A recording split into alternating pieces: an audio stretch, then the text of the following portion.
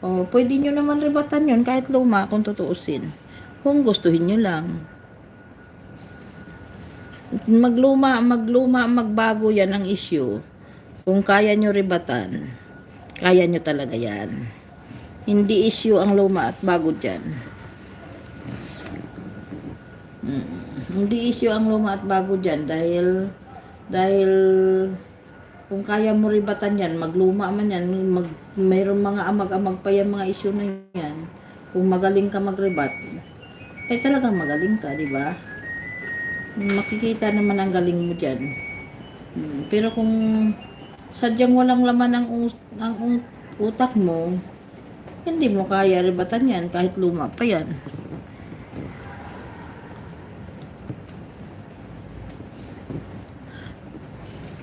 Binigyan ko na siya ng blow name pero parang wala na siya. Alam mo naman yung mga ganyang klase. Sisilip lang yan tapos hindi naman talaga sila nag-aano. Nanghihingi lang ng banana yan tapos lalayas na naman. Kaya hindi ko na ini-entertain yung mga ganyan kasi may pagkaano din naman sila kasi. Minsan may pagka ewan ko, hindi nawawala yung bastos sa mundo. Hihingi lang tapos lalayas.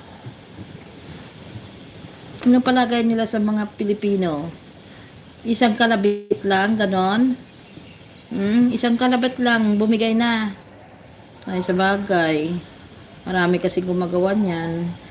Pakalabit lang, tapos na.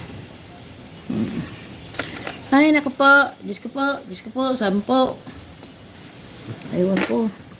Natapos ko na tahiin tong unon. Kasi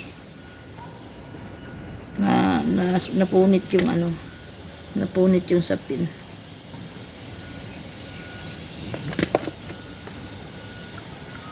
Ano pa?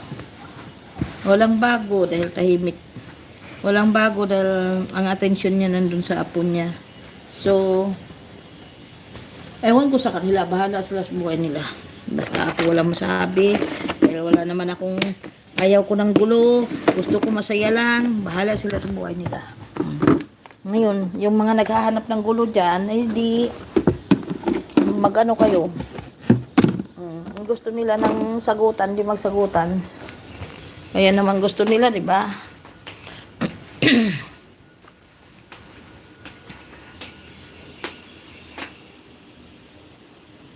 Ay, hindi ko naman inaasahan yan. Kaibigan nila yan, ng kagrupo nila yan. Sino ba naman tanga na tao na kagrupo mo, awayin mo. Kaya nga nila nire-recruit yung mga yan. Dahil ayan yung attack dog nila eh. Ayan yung magdadaldal. Kunyari. Tapos one day, pag medyo maano na yung pagdadaldal ni Hypig, kunyari, irerebatan nila. Sila din naman nagawa ng ng issue, sila din re-rebat. Ganun na isangan. Parang dati na yung ginagawa ni Ballpoint Man. Dating gawa ni Ballpoint Man, na siya gagawa ng issue. Tapos siya din magre-rebat. O di ba masasagot niya kasi siya ang gumawa ng issue. Mapag-aralan niya ng gusto. Kaya alam niya sagutin. Ganun yun. Di ba matalino? Matalinong matching.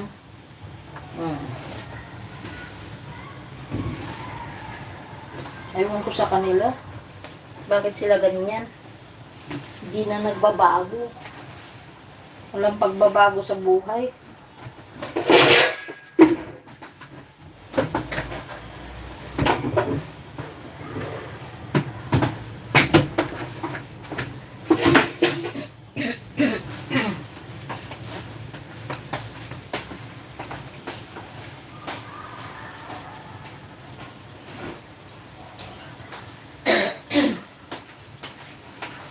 Wala naman talaga nag-i-expect dyan sa kanila na sagutin nila yung mga yan.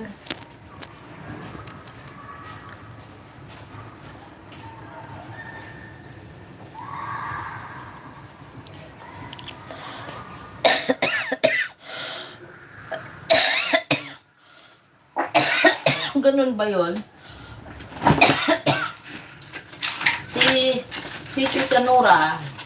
Si Tita Nora, hindi lumalabas yan pag mga aaway.